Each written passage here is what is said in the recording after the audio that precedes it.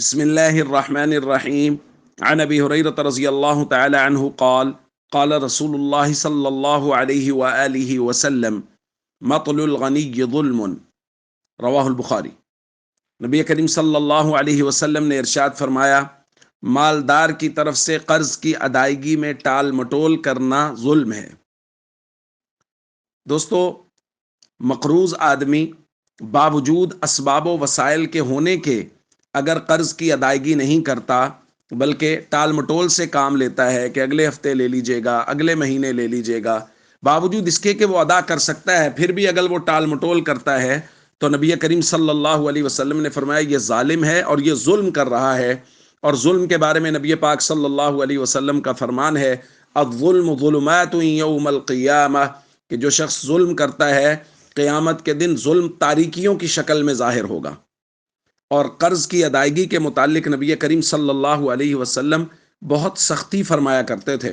حضرت ابو ہریرہ رضی اللہ تعالیٰ عنہ بیان فرماتے ہیں کہ جب بھی کوئی جنازہ لایا جاتا تو نبی پاک صلی اللہ علیہ وسلم قرض کے بارے میں پوچھتے۔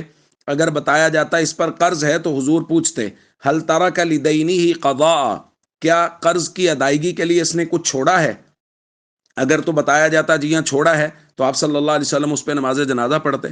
اور اگر بتایا جاتا نہیں کچھ نہیں چھوڑا کا مطلب یہ ہے کہ وراثت بھی نہیں چھوڑی اور کوئی وصیت بھی نہیں کی اپنے پیچھے والوں کے لیے کہ میری طرف سے یہ قرض ضرور ادا کرنا، تو نبی کریم صلی اللہ علیہ وسلم باوجود اس کے کہ امت پر اس قدر شفیق و مہربان ہے، حضور فرماتے تھے صلو علی صاحبکم، تم اس پر نماز جنازہ پڑھ لو، میں نہیں پڑھ رہا۔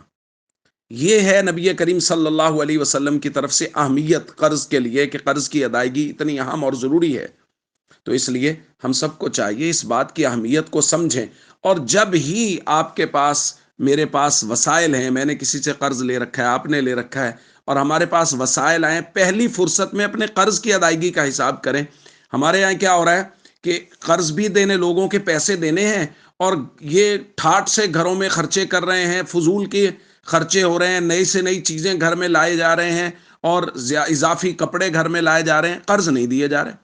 تو بھائی یہ بات شریعت کی نظر میں، نبی کریم صلی اللہ علیہ وسلم کی نظر میں انتہائی ناپسندیدہ ہے۔ السلام علیکم ورحمۃ اللہ وبرکاتہ۔